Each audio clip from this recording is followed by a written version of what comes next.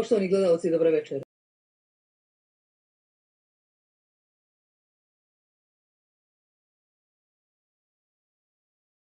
Sobranje Makedonije odlučilo je da se o članu predsjedništva iz te republike građani izjasne neposredno i tajno, i to u prvoj polovici srpnja.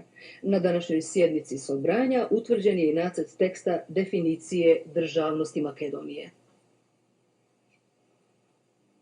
Delegati Sobranja Makedonije danas su prihvatili prijedlog o izmjeni stava 1 Republičkog ustava kojim se mijenja definicija o državnosti Socijalističke Republike Makedonije. Novom definicijom koja glasi: Makedonija je nacionalna država makedonskog naroda i ravnopravna zajednica svih naroda i narodnosti koji žive u njoj, umjesto dosadašnje država makedonskog naroda i albanske i turske narodnosti. Dosljednije se i dublje odražavaju historijska opredjeljenja Avnoja i osnovna načela Ustava Jugoslavije. Ova izmjena izrazi zahtjeva radnih ljudi i građana Republike, ali i određenih stanja i pojava koje ugrožavaju nacionalnu bit makedonskog naroda i njegovu državnost, i to ne samo u nekim susjednim zemljama, već i u pojedinim krajevima naše zemlje, obrazložio je Petar Karajanov, predsjednik Društveno-političkog vijeća.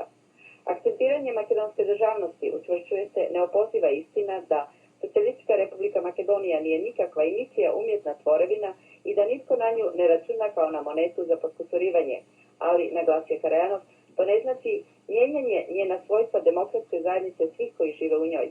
Otuda su neprihvatljive pojedine insinuacije da se ovim prijedlogom čini revizija prava pojedinih narodnosti, jer su ona ugrađena u posebne točke Ustava.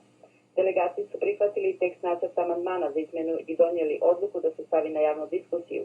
Usvojili su i izmjenu zakona o izboru člana predsjedništva Jugoslavije iz Makedonije, kojim se uvodi neposredno i tajno izjašnjavanje radnih ljudi i građana.